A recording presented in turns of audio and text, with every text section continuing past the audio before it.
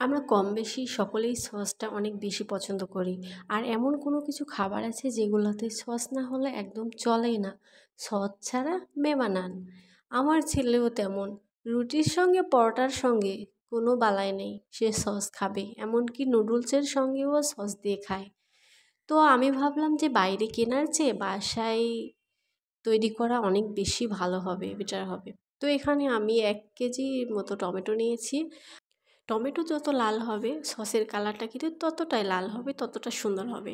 এখানে আমি ৪ ফালি করে কেটে নিয়েছি, আর কোনো কিছু ফেলার দরকার নেই, শুধু ভালোভাবে ধুয়ে নিলেই হবে। তো এরপর আমি কয়েকটা মশলা নিয়েছি, ২টা দারচিনি, একটা স্টার এলাচ, একটু জিরা, লং এবং গোলমরিচ। এই কয়টা হলেই যথেষ্ট। এবার একটা প্যানের মধ্যে সবগুলো টমেটো আমি দিয়েছি এবং যে মশলাগুলো রেখেছিলাম সেই মশলাগুলো দিয়ে দিয়েছি। আর এখানে আমি ৩টা, মানে যে যার ঝাল অনুযায়ী দিতে পারবেন, শুকনো মরিচ, আদা, রসুন এটা দিয়েছি, আর 1/2 কাপ পানি দিয়েছি। এটা দেখলেনই তো। এরপরে ১৫ মিনিট কিংবা ২০ মিনিট রান্না করবে।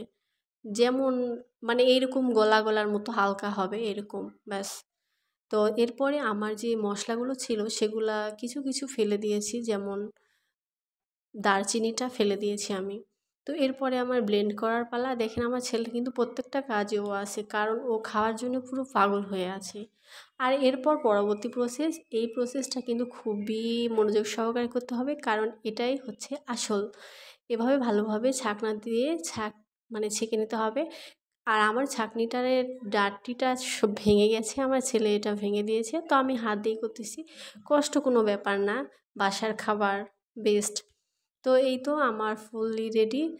এই তো এবার আরেকটা প্রসেসের পালা। তার আগে তৈরি করে নিতে হবে ১ চামচ কর্নফ্লাওয়ার, ১.৫ চামচ দিয়েছি, আর ২ চামচ কিংবা ৩ চামচ, বেশি পানি দেওয়ার দরকার নেই। এখানে ভিনেগার দিলে এটা অনেক দিন পর্যন্ত সংরক্ষণ করে রাখা যায়। তো আমার বাসায় ভিনেগার ছিল না, বিধায় আমি পানি দিয়েছি। তো চাইলে আপনারা ভিনেগার অথবা পানি যেটাই হোক দিতে পারেন।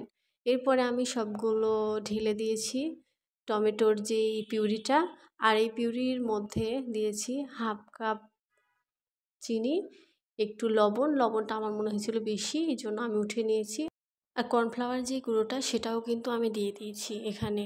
যার ঝাল লবণ যার অনুযায়ী দিতে পারবেন। তো আমি একটু হালকা চেক করে দেখতেছিলাম যে টক কেমন, ঝাল কেমন, লবণ কেমন।